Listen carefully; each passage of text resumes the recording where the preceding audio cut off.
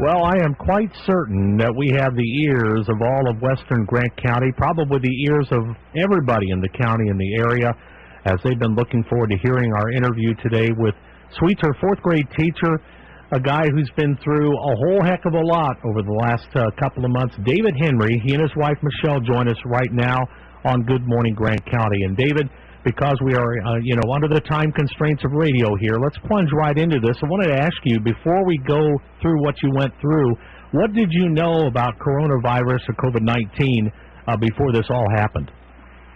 Well, originally I didn't consider myself to be very much at risk.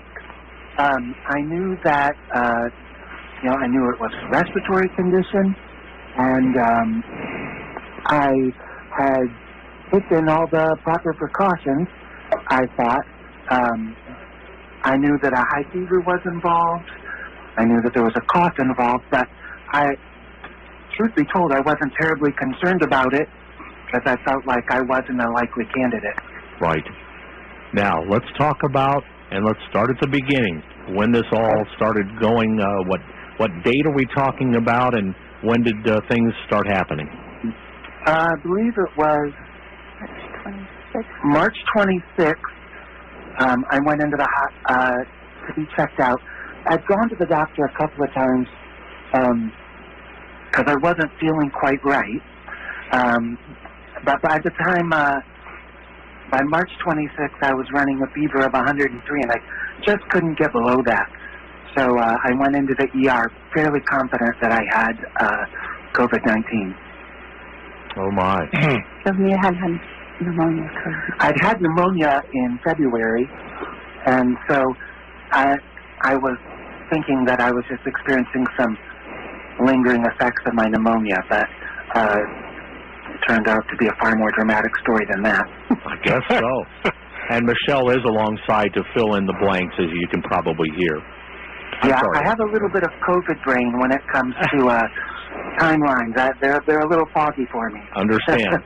I'm sorry, Ed, you want to jump in? No, just take us from that point on. You go to the emergency room, they test you, you indeed do have it. Your condition is getting more serious, you're deteriorating. What happened from that point forward? Well, I deteriorated really quickly. I only have just a couple memories of being at Marion General. I know within the first couple of days, they ended up having to put me on a respirator. I'm going to quickly hand you over to Michelle because at this point, I'm unconscious. Right. Okay. Yeah, so he was texting me the first couple of days because obviously there aren't any visitors up in Marion General, or there weren't at the time. So he had texted me just a couple things as he was like in and out of consciousness, and of course that was all the information I had initially. But he said the last text he sent me was if something about if he couldn't hold his oxygen level, they were going to put him on a ventilator, and he was nervous about that.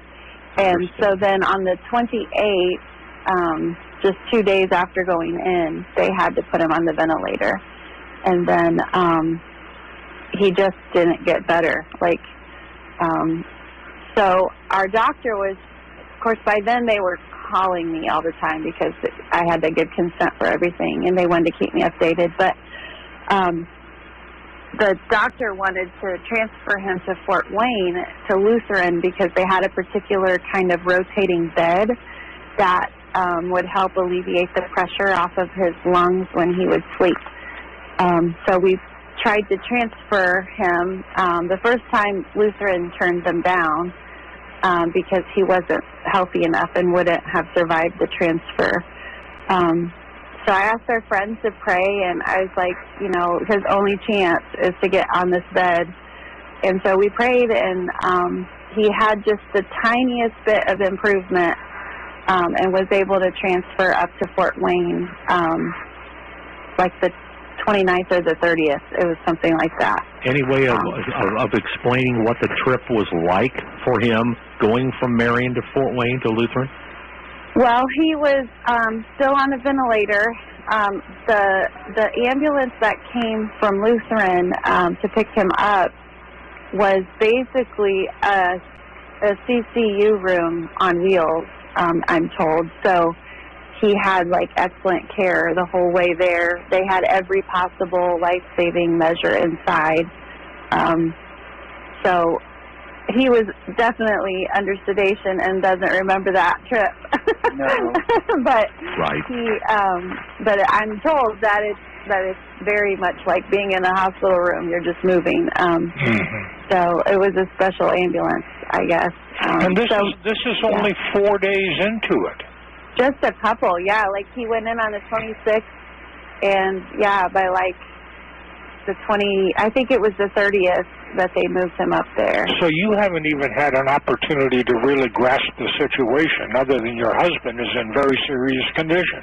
Yeah, I mean, when we went into the ER, like we were both thinking, yeah, this will be a couple weeks probably, because we knew they had the 14-day quarantine thing going on with this, So we figured he'd be in, get some oxygen and some help, and then he'd come back home. We had no idea it was going to be 40 days. Okay, we get to Fort Wayne, get him into Lutheran, take it, pick up the story from there. Yeah, so he got to Lutheran. They were excellent as well. Like I received a lot of phone calls from the nurses or the doctor every day. But like they at first were pretty hopeful, but then that like came crashing down like the very next day. So like the 31st and the 1st of April, and maybe even the 2nd, all 3 of those days were pretty dark. They were asking me to give consent for do not resuscitate order. Oh my. They were telling me that, he's just not going to make it. His kidneys had shut down, all these things. He was on dialysis and everything. So I had to have a really hard conversation with my kids, that Dad might not pull through this. and we have to stay strong, because I don't know what God's going to do, but, we're going to have to get through this somehow. And so I put out a prayer request on April 1st, just on Facebook, just, guys, we need a miracle. It's not looking good. And I didn't really get into specifics with, anybody in general. Certain people I did, but not publicly or anything. But tons and tons and tons of people rallied to pray. There were people gathering outside of my house, praying at our church, in the parking lot of the hospital, everywhere. All over the world. We have friends that are missionaries in Cambodia and Uganda, and I was getting messages from them in the middle of the night, rest, we've got this shift, the night shift, and it was pretty intense there for probably, 3 to 5, 6 days was pretty scary. But then he just gradually started to improve. Like the doctor kept saying over and over, he is still very, very sick, and this is not necessarily, meaning that he's going to get better. But right now, this number is better, whatever it was, whether it was his lung function or whether, whatever. The x-rays, they were doing chest x-rays every day for a while. Yeah, really early in the morning. Yeah. They'd wake me up and do a chest x-ray. Fun. But David, when do you remember what was going on when you were at Lutheran? When did you first have perception of things that were going on? Well, it's a complicated question because there were times when my mind was active that I wasn't present in my body, but in my mind, as best as I can figure, I had created a story in my mind to explain what my body was experiencing. And so I And they say this is typical for people under heavy sedation to have some form of delirium or some form of hallucinations. So throughout this process, I thought I was on a mission trip to Jamaica and that I had been captured and caged. Oh, my goodness. So it was really scary, and it took me quite a while once I came to myself to understand that that was all fiction. I just think that my body was twisting and rotating, and so... And the bed looks like a cage. If you look up the rotating bed, it kind of looks like a cage. So I had believed that that's what was going on. Then there was a point of time, and I've heard stories like this told, and I've always thought it was a sweet exaggeration of someone. But there was a period of time where my mind was completely at peace and present with the Lord. And if it wasn't my own personal story, I would think I was making it up. But the honest truth is, while I never, saw the great light or, walked with Jesus or anything, I was in a beautiful, warm environment, just talking and praying with the Lord. We have 11 children, and I used that time to go through and pray, child by child, and some of our older children are in serious dating relationships, and I prayed for those people, and I just spent time talking to the Lord about my family, about my wife, and when you adopt kids, an adopted kid has already lost a family, and there's automatically grief and struggle that comes with that, even though they're adopted into a home that loves them. And I just talked to the Lord about, I don't want my kids to have another loss. And I told the Lord, I don't know what you want to do, but if you work this out, I promise I will use this to point people to you. And I really had a sense that God was going to use this. And I felt like I was supposed to say, my name is David Henry, and I'm a child of the one true God. And I felt really strongly that I was supposed to say that. Well, eventually, I do remember being awakened. That was Easter. And yeah, it turns out it was Easter Sunday, which I just love it that God shared his resurrection day with me. Talking about David's amazing story when it comes to the coronavirus, and you too, let's pick it up. Sure. I remember waking up and the nurse looking down at me and saying, "You're in the Lutheran Hospital at Fort Wayne. Do you know your name?"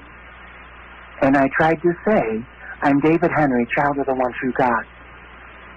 But I wasn't able to speak, and it was then that I realized that I had been intubated and I had tubes in my mouth. So all I could do was nod my head.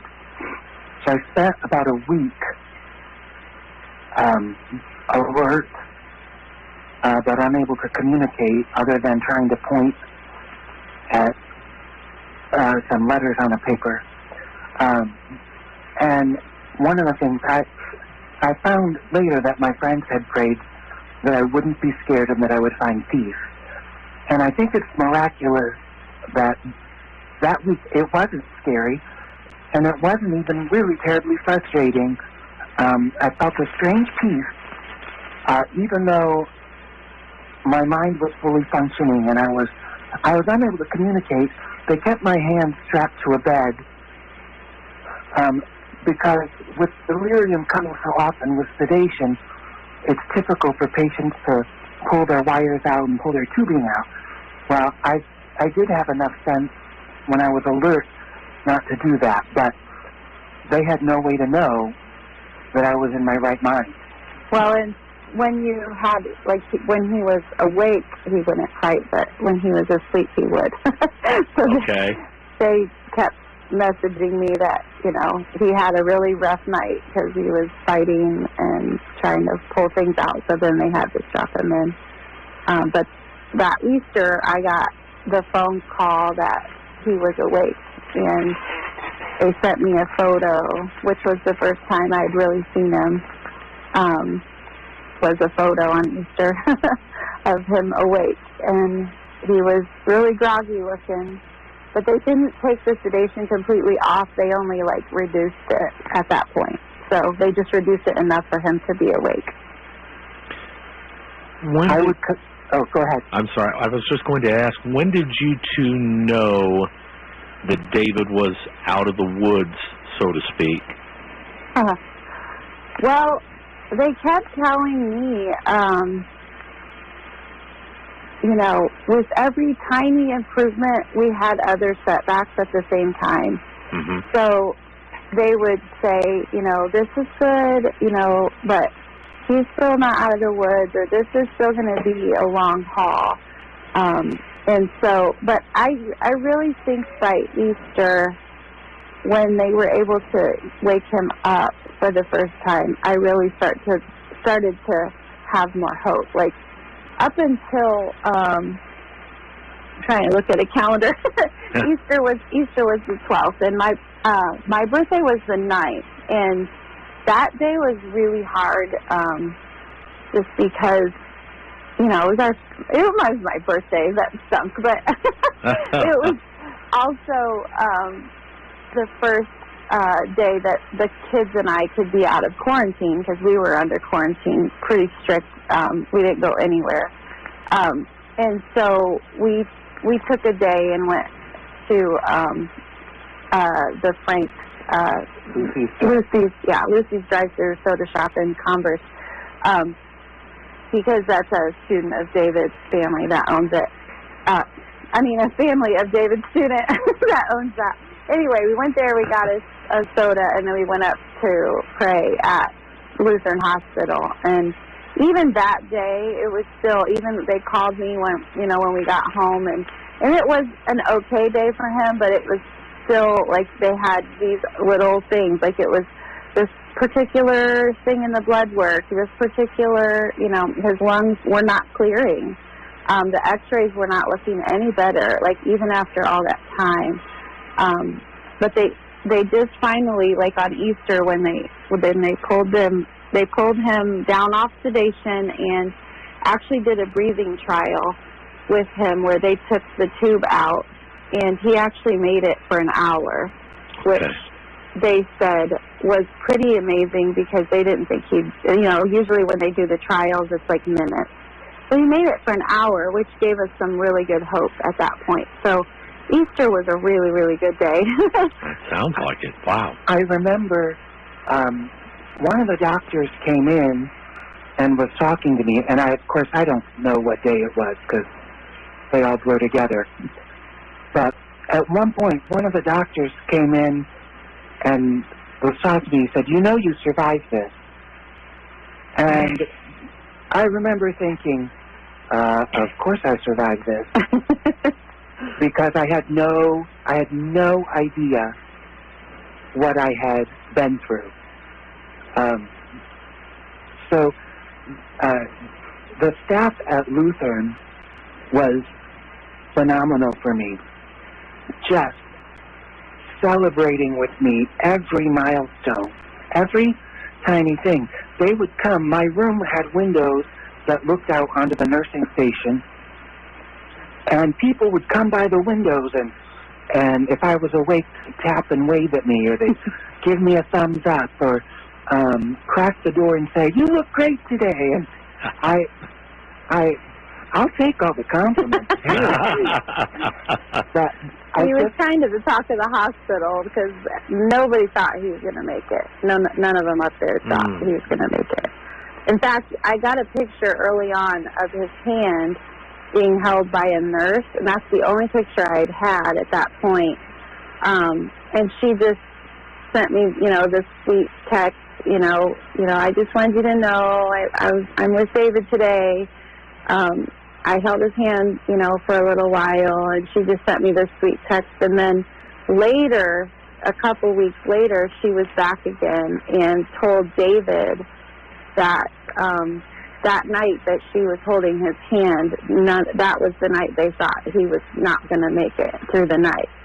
And so she just sat and held his hand for about an hour, just praying and holding his hand, and then she sent me that picture. And if I had known then, we knew that they thought that he wasn't going to make it, but that was a pretty powerful statement for her to make.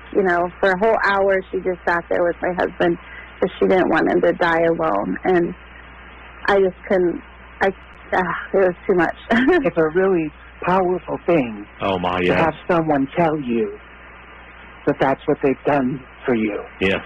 And I said, thank you so much for doing that for me. And praise the Lord, that's not going to be necessary because I'm walking out of here. David Michele, I don't want to wear you out more than we already have, but oh no, you're great. Well, Ed may have some a quick question or two. I did want to ask, where do you go from here? What's next on the David Henry? I don't know, victory tour. Well, I came back. I came back somewhat of a local celebrity or something. So many people have been praying for me. I had a parade. Oak Hill threw me a parade, which was amazing. I'm going to be speaking at a church and doing a TV interview, and I'm mostly doing a lot of physical therapy. Of all the things that were supposed to have gone wrong, I'm really quite healthy. My voice is weak. But that gets better every day. So I'm looking forward to resting and doing therapy all summer and ready to kick off a new school year, however that looks. That's right. Ed, I haven't given you a chance to get in. I think all we can say at this point is that we thank you for sharing your story with us. It is a truly remarkable journey that you have been on, and thank you for taking us along with you. Yeah, and I'm happy to share. God did a wonderful thing for me, and I'm just thankful. I'm a thankful recipient of people's prayers and His grace. And Michele, have you and the family been able to get up close and personal as much as you'd like, and been able to stay away from many issues yourself? Yeah, honestly, in that time of quarantine that our family was in, I'm pretty sure that I had it as well. Our family doctor was monitoring me pretty closely, but it passed after about 6 days or so, and I didn't tell my children at the time. There you go. It was pretty frightening, but yeah, we made it through just fine. Everybody's healthy, and David came home mask-free, COVID-free, no quarantine anymore. It's been nice. Beautiful. Yeah. Thanks again, you two. Yeah. Our pleasure. Thanks for having us. You bet. Michele and David Henry. Wow. Ed, amazing. There's nothing more to say. Yeah, there really isn't.